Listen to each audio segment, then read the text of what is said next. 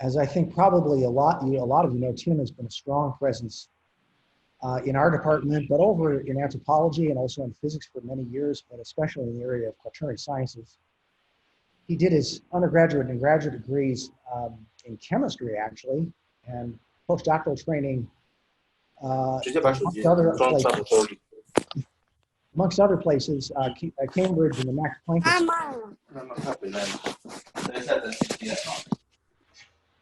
I'm getting some background noise here.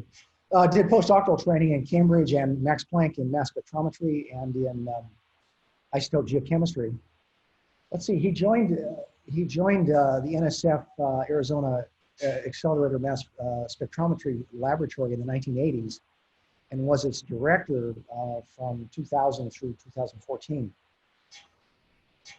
In the last few years, it seems like he's been hiding out at least since 2017 and been doing good work at the Institute of Nuclear Research in Debrecen in Hungary. So I think this talk is really is opportune. It's timely because I don't think he's very well known to our current crop of graduate students, and it's their loss because he has a lot to offer. You can see from his background that he's part geologist, part chemist, part physicist, and has a lot to offer. Has always had a lot to offer as a colleague and as a mentor. If you want to know more about Tim and his science, in fact, this is a good time because I think last time I heard, correct me if I'm wrong, Tim, but he's going to be offering a seminar next semester on carbon-14 methods and applications, and he's the man when it comes to carbon-14. So I plan to sit in on that and catch up on all the new developments, and you should too if you want to learn about this important technique.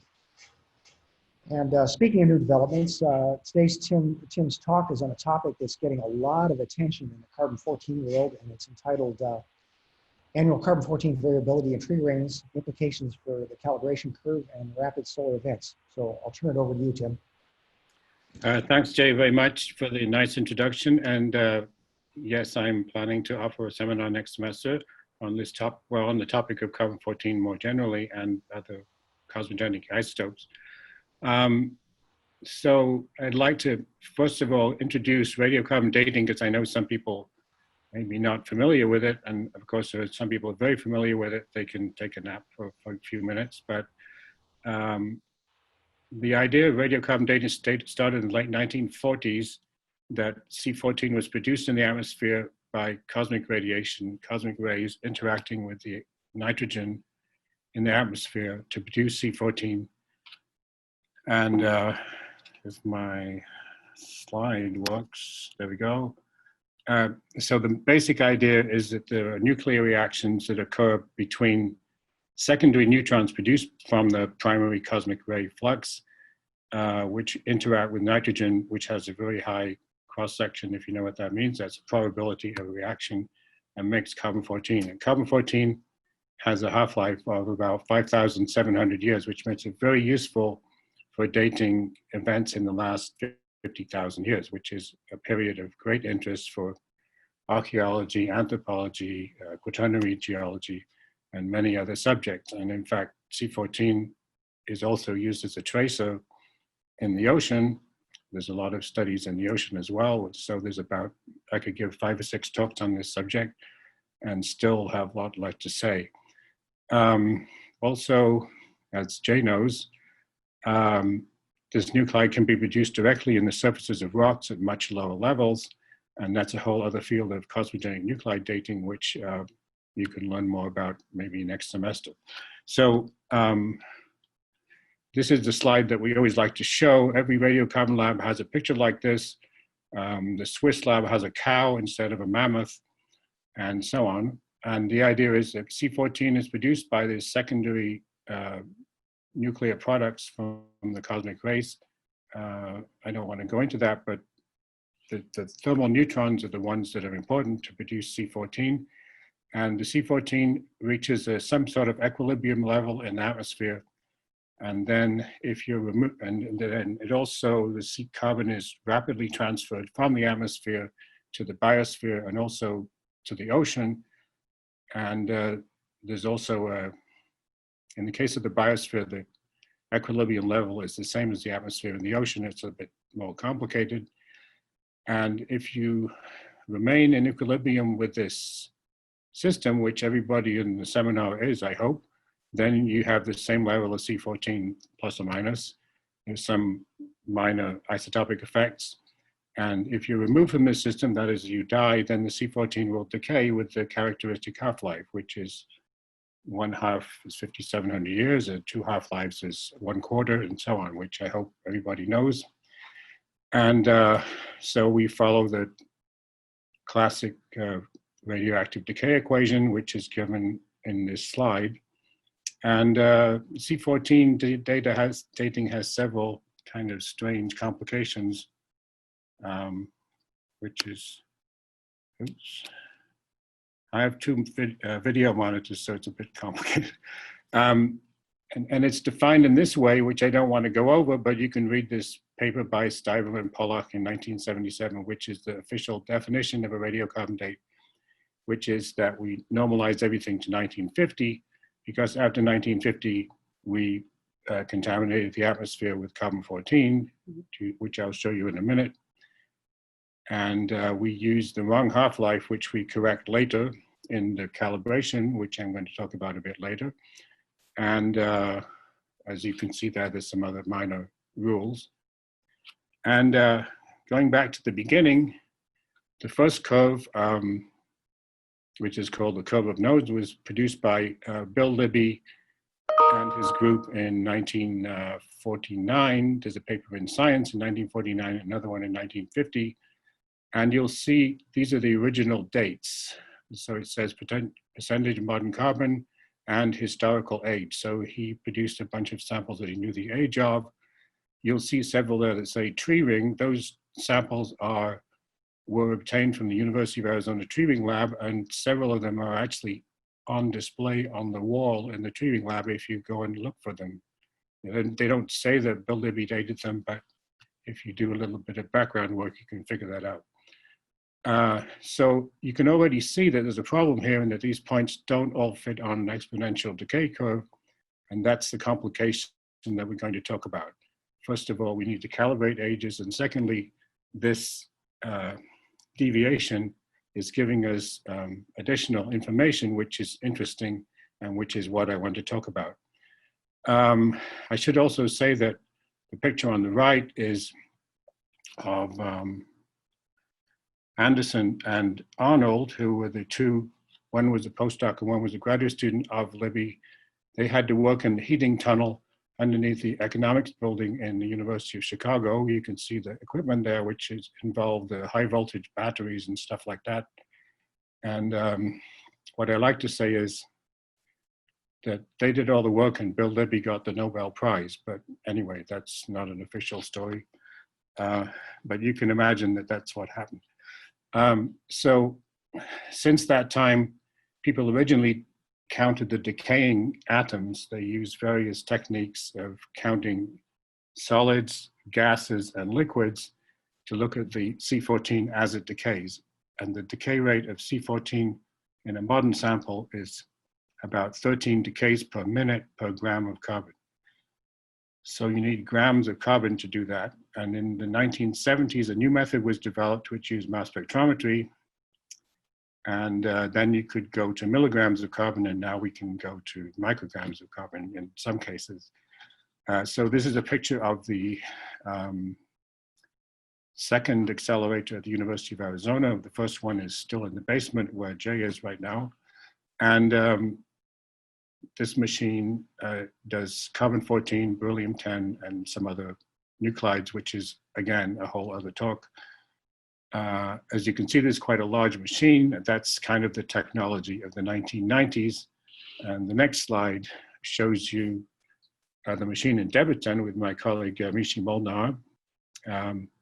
You can see this machine is much smaller. It's about the size of a stabilized mass spectrometer, and it runs at a much lower voltage. And now there are actually machines that run at even lower voltages, and there are rumors of even more compact designs.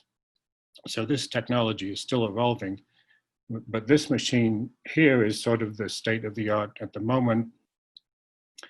I think there are now about 20 to 25 of these machines around the world. For some reason, there aren't very many in the United States. There is one in a commercial lab in Seattle, and NAU just got one of these machines. So we have some local competition. And NAU is interested in using C14 as a tracer in lots of environmental studies. But everybody who does C14 always gets into dating interesting stuff. And it's really a fascinating field because it's very, very versatile. So again, just to reiterate, these are the basic equations. I think most people should know the basic equation for decay of the parent to the daughter. In this case, the parent is, as I said, in some kind of quasi-equilibrium, but that's not really relevant right here. And because of these variations, which we're going to come back to in a minute, you have to calibrate the C14 age that you calculate just from the exponential equation against known age material because of these variations. And we're going to come back to that in a minute, but this calibration is now a very official thing. There's a new calibration that just came out, which I will mention briefly. In fact, I think the print copy just came out in Radiocarbon last week, and all the software to do the calibrations is online. It was all released last month. So why do we want to be interested in what happens to the C14? And the answer is that the carbon-14 in the atmosphere gets into the rest of the carbon cycle. So this is a model of the carbon cycle from Jocelyn Turnbull. I've seen lots of other models. I'll show you one more. Some of them have more boxes than this one, but you can imagine that if there's a change in the amount of carbon-14 in the atmosphere, that it gets into these other systems over time. And particularly with the biosphere, say trees, the residence time for the C14 to go from the CO2 into a tree is about a year or less than a year. And in the case of animals who eat plants, this is maybe a year or so more. So the residence, the transfer time is quite short. The transfer time into some other reservoirs like the ocean is much longer. And as I already said, that would be a whole other talk. So I have one other picture of a more complicated box model, which mentions that most of the C14 is produced in the stratosphere and a smaller amount in the troposphere. And the conventional wisdom is that the C14 in the stratosphere is injected into the troposphere in the northern hemisphere springtime, usually about May or June. And that's when you get a spike from the stratosphere into the troposphere. And then, of course, this carbon-14 is incorporated into plants that are growing. We're going to come back to that in a minute. The other source of carbon-14 is an anthropogenic source, which started in, there were two nuclear explosions in the 1940s, several nuclear explosions in the 1940s, but they were very small yield. But in the 1950s, there was a big arms race between the US and the Soviet Union, which resulted in some colossal nuclear tests in the atmosphere, which doubled the C14 content of the atmosphere by about 1963. As you could see at the peak of this plot here, the picture on the left is an actual atmospheric test in the nuclear test site in Nevada. This test site is about 30, 40 miles from Las Vegas. And in Las Vegas in the 50s, people used to go to watch the tests. I have no idea why they did that, but I guess they didn't know what they were doing. And of course, there were also military people who were, I guess, forced to watch the tests. There are actually all kinds of pictures about this. And this test site is now basically abandoned. There's a museum in Las Vegas that you can actually go on a tour of the nuclear test site, which is very interesting. It's kind of like industrial archaeology, if you like. So apart from the fact that we injected carbon-14 into the atmosphere, we've also been trying to dilute the atmosphere with dead CO2 from fossil fuel combustion, which has been going, this is a classic curve from the Keeling curve of CO2 in the atmosphere, which I'm sure everybody knows has been increasing by 1 or 2 parts per million a year since since the 1850s. And it's certainly not slowing down. It's up to 420, I think, at the moment. This is a curve from last week. And you can also see that there's a little wiggle in that curve, which is caused by the fact that in the winter we produce more CO2, and in the summer the plants convert the CO2 to cellulose. So the bomb curve tells us a lot about the speed of processes in the atmosphere. And of course, the dilution with dead CO2 just makes an additional complication, which I'll also mention a bit more in a moment. So the spike has produced by the bomb curve behaves differently in different parts of the atmosphere. Particularly the northern hemisphere is different than the southern hemisphere because, as I'm sure Joellen would tell you, the southern hemisphere is mostly ocean and the northern hemisphere is more land. And so there's several zones where the C14 behaves a bit differently, and this has all been very well defined by looking at bomb carbon-14 in tree rings and other reservoirs over the last 60 years.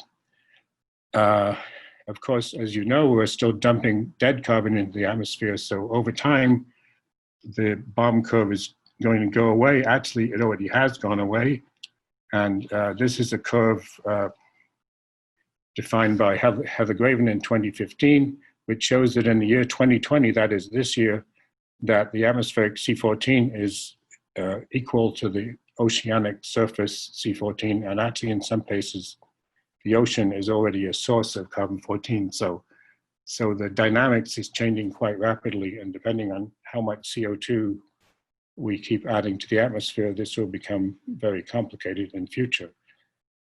So that's the system, which you can see is quite complicated. And going back to the question of trying to do dating, I want to mention the calibration briefly, and then we'll go into trying to understand some of these wiggles. So we know that the curve doesn't follow the exponential decay curve precisely.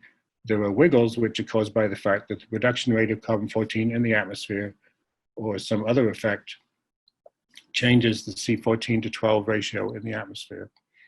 And so we have this kind of wiggly blue curve, and we have defined this precisely for the last 13,700 years from tree rings, and beyond that from other proxies, which include corals, uranium thorium dating, speleothems, and lake sediments. So we can define this actually over the last 50-something thousand years, which if you go to the Radiocarbon Journal website, you can download all these papers. The most recent ones have just been published. So you can see here the red curve on the left-hand side is the actual measurement, and then we apply that to this complicated curve. And in the best situation, we get a nice sharp peak on the calibrated age, and in the worst case, we get a big mess. And so that's what we mean by calibration. And the grayish curve on the x-axis is what we define as the actual calibrated age defined from the radiocarbon measurement. If you're clever and you have a sequence of dates, for example, sequence of tree rings or a sequence of sediments or something like that, you can do more complicated math and try and tease out the sequence of dates, and that can often be more precise. In this particular case, is a sequence of tree rings of about 700 AD, which were 10 years apart. And you can see that the final date is more precise than the date which would be defined just by a single date, which are those gray curves. So there are lots of things you can do. You can use Bayesian statistics, you can use predictive statistics, and you can get a lot more information than you would just from one date. And that's sort of the same as for any other dating system. One date doesn't necessarily tell you very much. So given all that, I think most people know that we can date all kinds of interesting things. Priceless artifacts, religious relics, archaeological material, and there's some pictures of some things here. That's the only pictures I'll show of these objects in this talk, although I could give a whole other talk on that. The most interesting recent one is the one at the bottom, which is the Mayan Codex of Mexico. That's what it's called now, which is in the Archaeology Museum in Mexico City. And this was dated several times by different labs, particularly at Arizona. It was originally held by some private kind of a club in New York, which it turned out they'd acquired illegally, so they had to give it back to the Mexicans. And so the Mexican government put it in this very nice museum that they have in the center of Mexico City, which if you've ever been there, I'm sure you've seen. So that's the conventional dating. So now the question is going back to what can we learn from tree rings? So as you may know, the tree ring lab has a very large collection of material from all over the world, I guess. One of its fundamental collections is the bristlecone pine, which is from the White Mountains of California, which is just west of the California-Nevada border. It's about 10,000 or so feet in altitude. And so these trees, they grow very slowly. The material doesn't really burn because it's too high in altitude for forest fires to really be important. And so there's some very old material there. And this is a picture of some of those trees. And obviously there are lots of other reservoirs or proxies that we use, particularly in Europe. There are lots of trees that are buried in bogs, particularly in some of the big rivers like the Rhine and the Danube. And those have been used for a large amount of the actual radiocarbon calibration curve. So I'll show you a few slides of the calibration, and then we'll go to the question of these wiggles. So the latest calibration curve, this is RIMER 2020, which is, as I said, online. It's open access. Anybody can download it. There's the DOI. They collated data from a lot of trees, mostly in Europe, some in North America, and some in Japan, to define what they call the Northern Hemisphere calibration curve. There's a whole parallel calibration curve for the Southern Hemisphere, which behaves a little bit differently because there's more exchange between the atmosphere and the ocean. And in the red zone, which is the ITCZ, there's also small other changes. But the Northern Hemisphere above this red zone shown here is what we call the Northern Hemisphere calibration. And I'll just show you one or two examples of what this curve looks like. Obviously, you don't see this curve usually because you just stick your raw radiocarbon age into a calculator online and it spits out a nice plot showing you the age range. But the development over recent years has been that the original curve was defined with decadal or multi-decadal samples, so every 10 years or every 20 years. And now we found that we have to go to almost every year. And that's a huge project, which is going to take probably the next 5 or 10 years to complete because it would have to be done on multiple samples from multiple places. So this is just to give you some idea of the scale of these variations, which are not always that big. They can be of the order of 50 to 100 years. And the interesting thing which I want to show you is that we can have rapid changes that can occur on a scale of 1 to 2 years, which is really a problem if you think about precise dating. But at the same time, it's giving us interesting and important information. I'll show you one other plot, which is of speleothem. This is published by Hai Cheng et al. In 2018, where they claim to have a calibration over the entire timescale, or at least from 10,000 years onwards, based on the speleothems from Hulu Cave, which is in China. And this cave is really interesting because somehow the speleothems in this cave don't really have much of what we call a dead carbon correction. Most speleothems incorporate dead carbon from the soil as the water is coming into the cave. And in this particular speleothem, this correction is very small. So that's a very unusual situation, which this group used to their advantage. And indeed, these data, some of them are incorporated into the actual official calibration code. So to go further, I want to talk about these rapid changes in carbon-14. And so I have to define something, which is what we call delta carbon-14, which is essentially the difference between the carbon-14 in that sample, which is of known age, compared to what it would be today. So if delta C14 is positive, that means there's more carbon-14. Delta C14 is negative, means there's less carbon-14. And so you'll see this used in many of these discussions. You don't need to know much more about it right now, except that just that more carbon-14 is positive delta C14 and vice versa. So this was kind of known before, but was really only codified by this lady, Fusumiyake, who is a professor in Nagoya. She visited U of A for about 18 months in 2015, 2016. So we have a nice picture of her at the biosphere. And she found these first two spikes, which we call at 774 and 993 AD. You can put this into Wikipedia and get tons of information about these events. Since then, various other events have been identified. There's an event possibly about 3400 BC. There's an event at 5400 BC, and there's an event at 660 BC, and then there's some other events which seem to behave differently. And so the question is, why do we care about this? And that's what I'll try and explain. First, this is the first peak that Fuss identified, which shows that delta C14 changes by about 10 or 12 per mil in 1 to 2 years in 774 AD.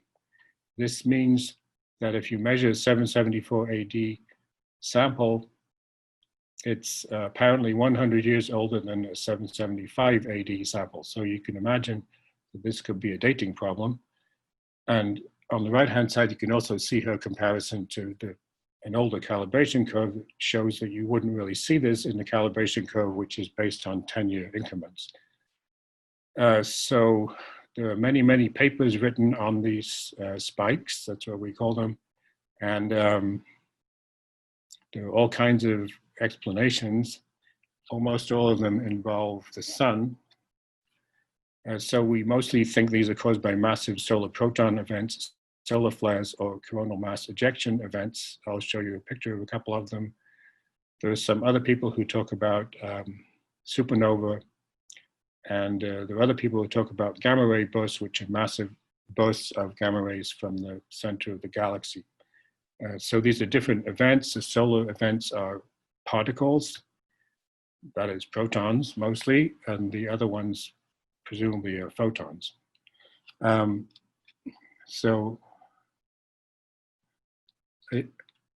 This idea has been around for some time, and this is a plot of annual data from 600 AD to the present, based on 3 sets of data from Arizona, Nagoya, and Seattle. Those are 3 labs which did most of this work. A lot of this work was done a long time ago, actually. It was only published recently.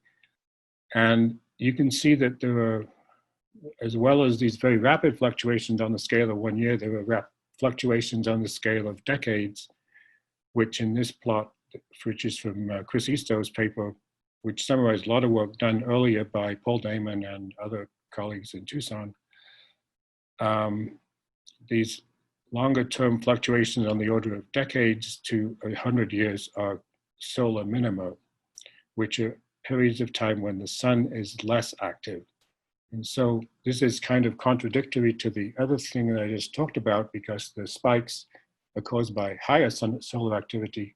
When the sun is more quiescent, which it is right now, the solar magnetic field is slightly lower and more cosmic rays can come from the galaxy. So this is a different source of carbon-14, although the two things seem to be contradictory, but they're not.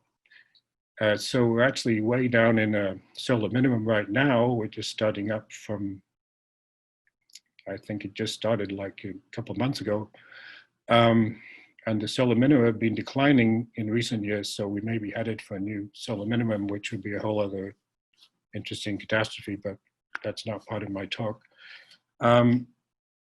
So the spikes we can model in various ways. We can use equations because these spikes behave basically like other radioactive spikes of short-lived nuclides.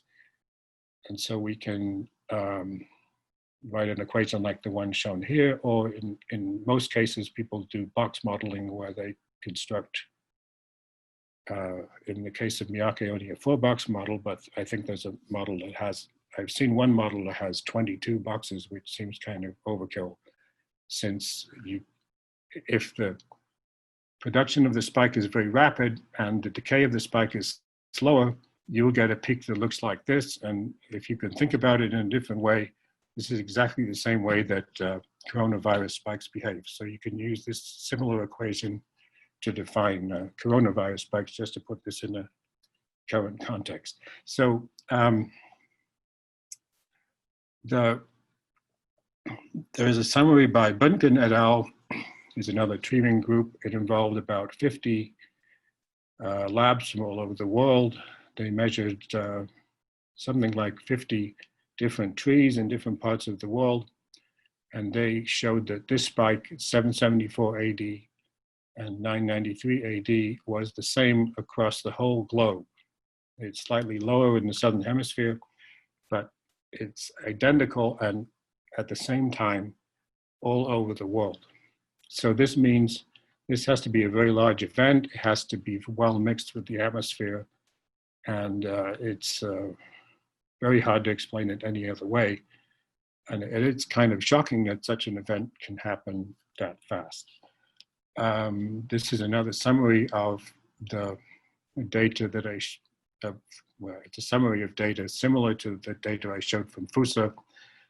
And as I mentioned, the Bunken paper goes to excruciating detail about all these different spikes. They're all within the error the same. So other authors tried to show that this event also occurs in other isotopes, in other nuclides produced by cosmic rays, for example, in ice cores. And there's a paper by a Swiss group showing that the 774 AD event occurs in ice cores in 2 other cosmogenic nuclides, beryllium-10 and chlorine-36. And they also show that this second event, 993, you can also show to be in ice cores. So it's pretty clear that these events are caused by a massive surge of cosmic radiation, presumably from the sun. And so this is a picture which shows 2 massive flares in the sun in 2011, which is going upside of the solar maximum, and 2017, which is on the downside. And the conventional wisdom is that at the solar minimum, which is right now, you should have less flares, although that's not completely the case, but it's good enough for this talk. And so these are massive flares out of the sun. There are massive, sometimes ejections of material, if that is plasma. If this material hits the Earth, or the flare hits the Earth, it causes a large increase in the cosmic radiation. And if it lasts for long enough, it will make enough carbon-14 to be measured. The most famous of these events is called the Carrington Event, which was observed in 1859. And it was observed with geomagnetic data by Carrington. So he got his name on the event.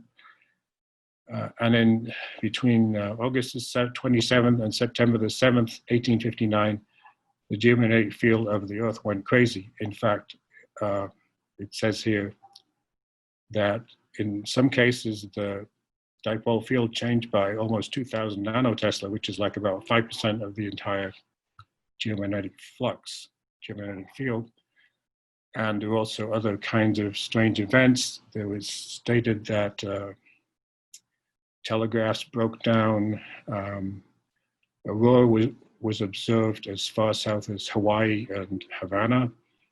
And so there was some massive disturbance of the terrestrial magnetic system, presumably caused by a huge influx of charged particles to the Earth, which is probably about 10 to the 10 protons per square centimeter.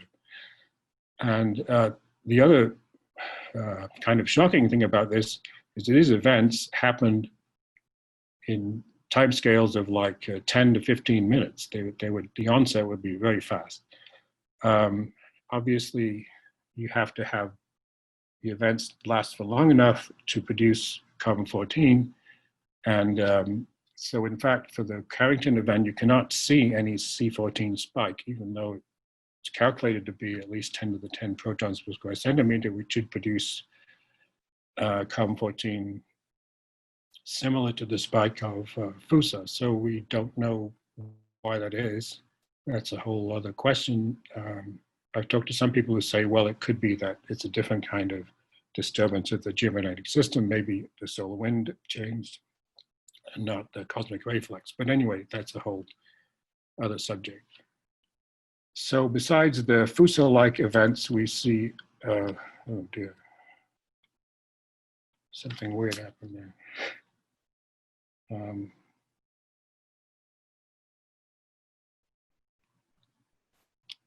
I don't know if I can get out of that.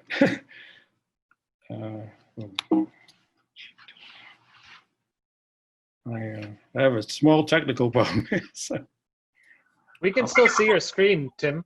oh, okay. I got a Adobe thing coming up there, so I don't know.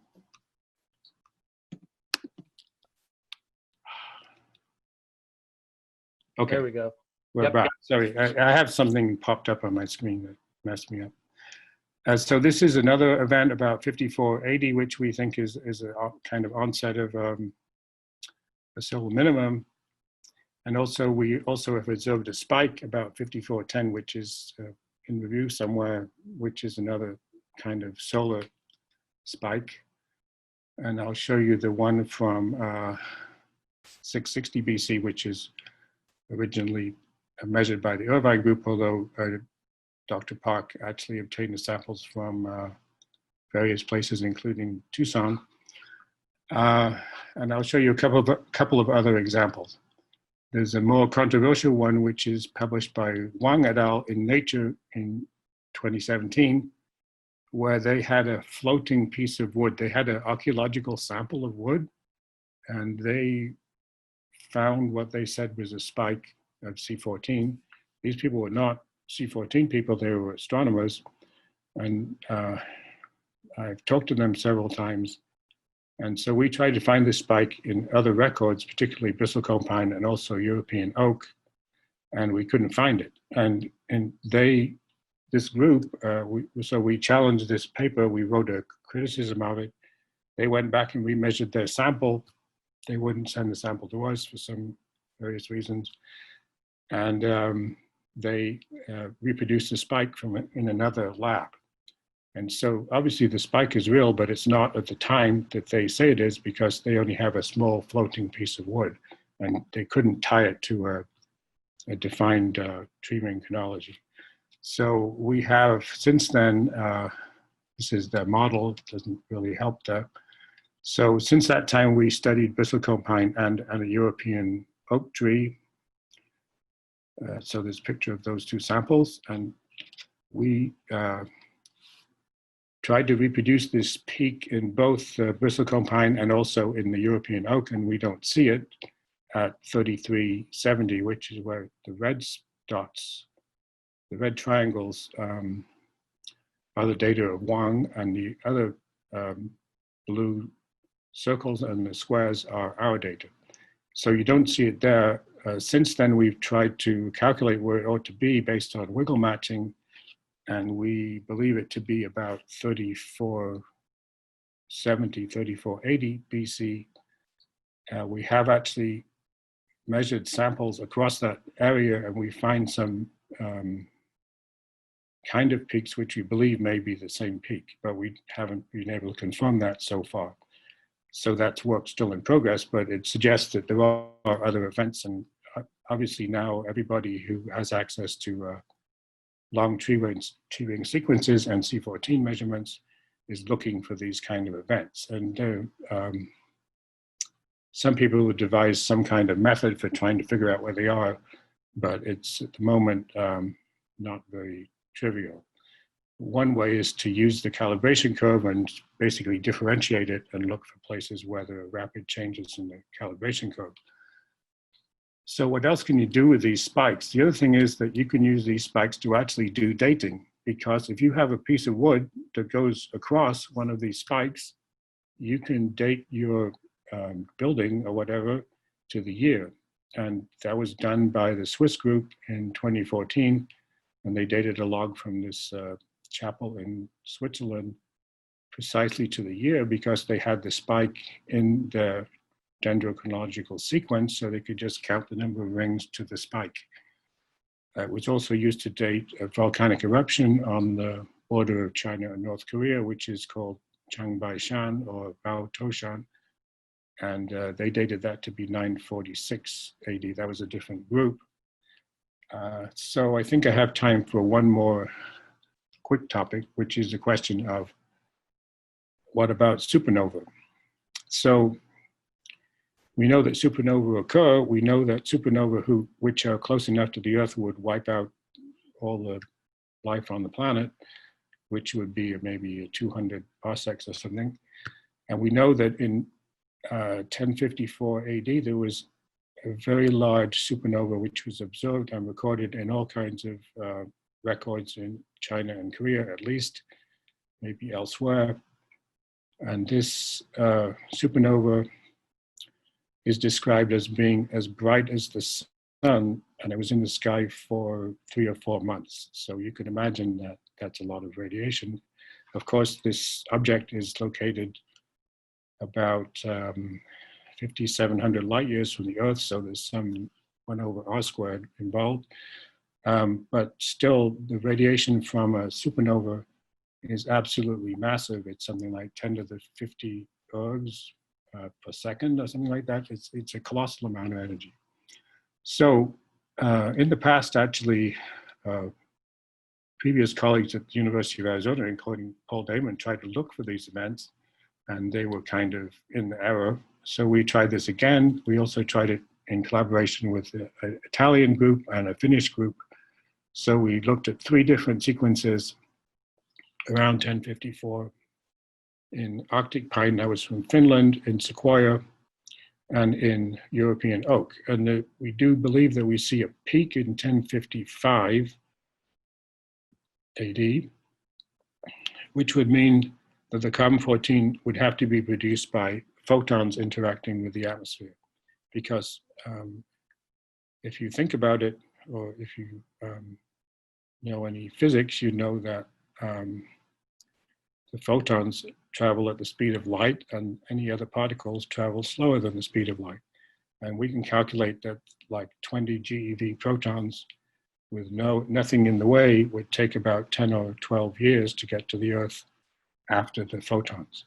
So the interesting question is that maybe this peak is from the photon production of carbon-14, and there's another peak later, which is a kind of a tantalizing hint that maybe we see production from other particles. So this is still relatively controversial. We did publish a paper on it recently.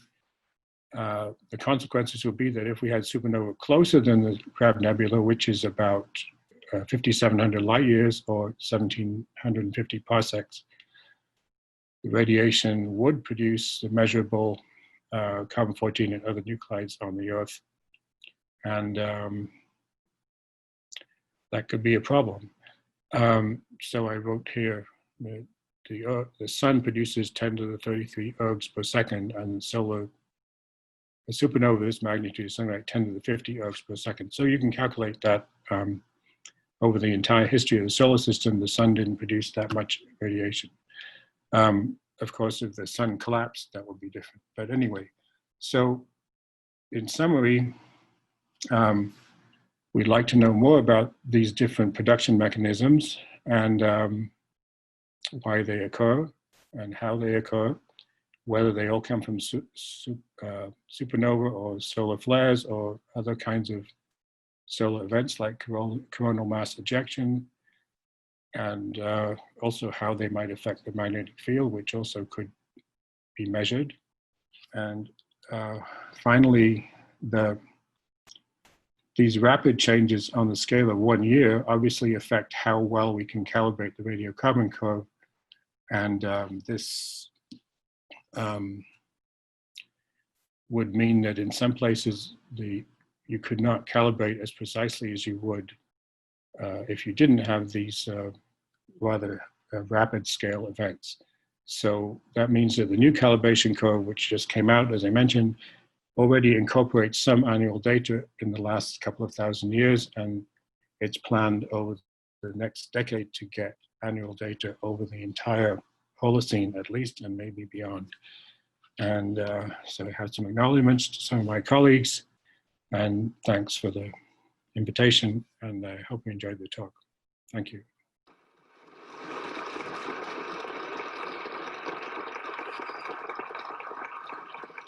All right, that was my applause sound effect. Thank you, Tim. Yeah. And I will curate questions. We have a couple minutes. We have 10 minutes for questions, and I'm gonna kind of take this opportunity to ask my question, Tim, if you don't mind. I'm curious about the attribution of the different sort of coronal ejections. The sun, is it the sun or is it gamma rays or something coming outside, right, for some of these events? And I'm wondering, can you pin that down by potentially looking at spectra or recurrence intervals? Would you say that there's something that's more characteristic or periodic about ejections coming from the sun, and perhaps gamma ray bursts are going to be more chaotic and not necessarily have any periodicity? Yeah, I think that, well, I'm sure the gamma ray bursts are more chaotic. I mean, the solar flares happen regularly. They happen particularly when the solar activity is high. So like 5 or 6 years from now, there'll be more solar flares than there are right now. And these are very well documented. There's a NASA solar observatory that's watching them all the time. And some of these events can be quite massive. And obviously, in some cases, they last long enough to produce carbon-14. In most cases, these events only last for a few days or maybe a few weeks. So if you had a whole sequence of these flares, that would presumably is what we're seeing in the case of, say, 774. As far as the more exotic explanations, I don't know. I mean, most people seem to believe the solar explanation. And I've given talks to, astrophysicists and astronomers who are very interested in these phenomena because they want to know how often they occur. And this is one of the few cases where they can actually see how often they occur in the past because they're just looking at the current phenomena, right? So for the others, if you have questions, you can raise your hands and unmute yourselves, or you can use the chat and I will convey the question to Tim.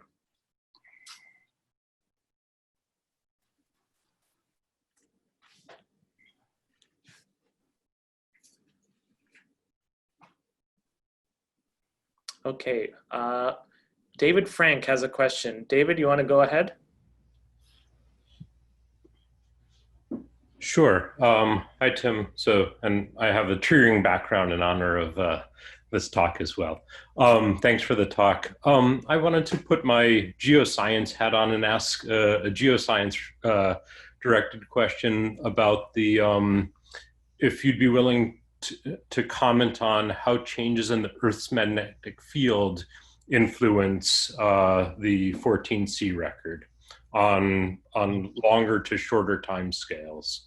Yeah, no, that is also an effect. And in fact, that's wound up in the question of solar minima and solar maxima as well.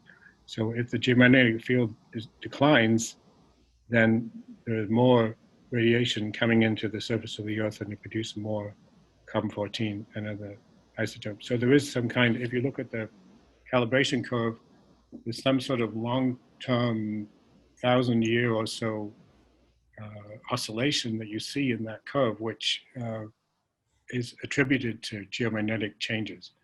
And if you go back, 30, 40,000 years where we know that there are geomagnetic events, for example, at 41,000 where we have the Lechamp event, that there is a big spike in carbon-14 there because the geomagnetic field almost collapsed for 1,000 to 2,000 years and then came back. So that's presumably some sort of abortive reversal. We also know from beryllium-10 measurements, which go back millions of years, that the last geomagnetic reversal, which is 700,000 years or so ago, you can see a spike there in beryllium-10 where the field went to zero and then reversed. So yes, that's also a complication. Okay. Thank you. And if I can ask a short follow-up, well, what about shorter term effects? Do you anticipate there's anything there or just major reversals? Well, the problem is that the Carrington event, you don't see anything, and that's really a problem because everybody believes the Carrington event was massive. And, it is like, corona on telegraph wires and things like that.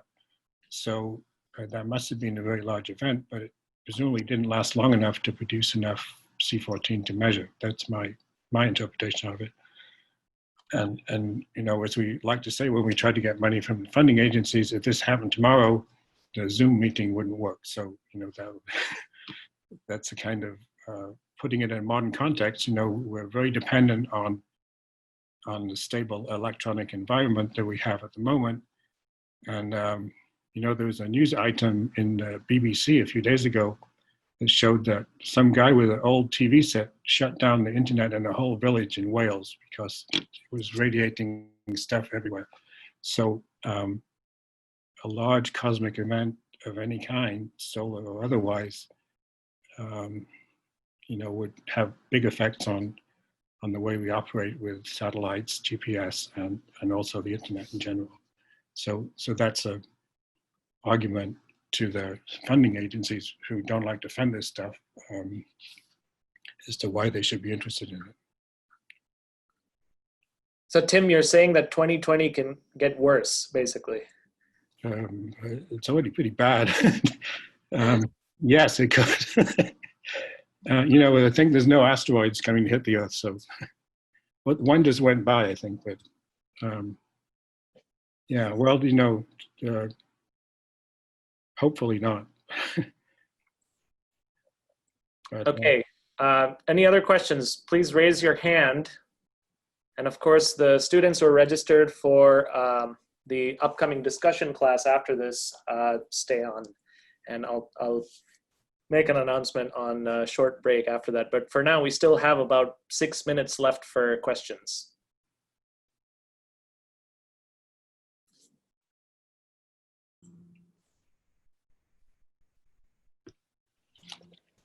Marcus has a question. Go ahead, Marcus. If I can get my video going here. Hi, Tim. Thanks for a very interesting talk. I was wondering if you could speak a little bit about how long these events would have to be for you to be able to detect them in the carbon-14. So there seems to be two camps, basically. You have the supernova camp where things last for months, maybe, and then you have the large solar coronal mass ejections and so on that only last for maybe minutes to, I don't know, hours. right, so yeah. There's also a transition where if it lasts longer than, let's say, a week or something like that, where you can start seeing these things in the carbon-14 record. Okay, so I mean, I guess the defining limit for that is the Carrington event, because we know how long it lasted, which is about 10 to 12 days. It was a series of flares, I guess. And Carrington actually drew pictures of what was in the sun. I mean, he actually drew a picture of a flare, which is kind of hard to believe, but anyway. And so presumably longer than 10 to 12 days. So I would imagine there would have to be a series of flares over maybe a couple of months. So you can calculate basically the production rate. And if it got something like 10 to 11 protons per square centimeter, which would be maybe 5 times the Carrington event, then I'm sure that you would see it.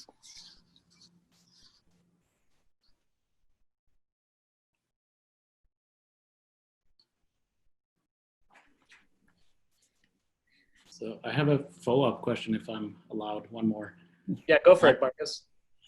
So you were talking, I think one of your first slides showed that about 70% of the carbon-14 is formed in the stratosphere. Right. So what's the, when the carbon-14 is formed in the stratosphere, how long does it hang around up there? It hangs around up there until May. Okay. I mean, it's injected, there's an injection from the stratosphere into the troposphere, usually in, we say it's something like May, June. I don't, that's about the time that happens. And I'm not exactly sure why it happens at that time, but that's everything I ever learned about it is that that's when it happens. So obviously, your spike isn't that precise because the spike, if it's built up in the stratosphere, it's going to be injected in the northern hemisphere springtime, about the time your tree starts to grow. So some people are actually looking at early late wood in trees to see if they can see this. And there's some debate about this. I'm not sure that it's very clear at the moment. But obviously, where your tree is growing, the growing season varies, and it might be rather complicated to figure that out. But obviously the spike isn't immediate, so you're sort of recording something that might have happened 6 months ago. Right. So one possible way of looking at it could be that in, I don't know, late spring, early summer, you're starting to break up the polar vortex, and then so Right. the dynamics of the stratosphere becomes very different than in the northern hemisphere wintertime. Yeah, I think that's right. I'm not an atmospheric expert, so I don't want to make too much of it. But everything I've ever learned about it is that that's when it happens. And you're probably right that it's to do with the polar vortex. But, you know, we have a lot more to learn about this.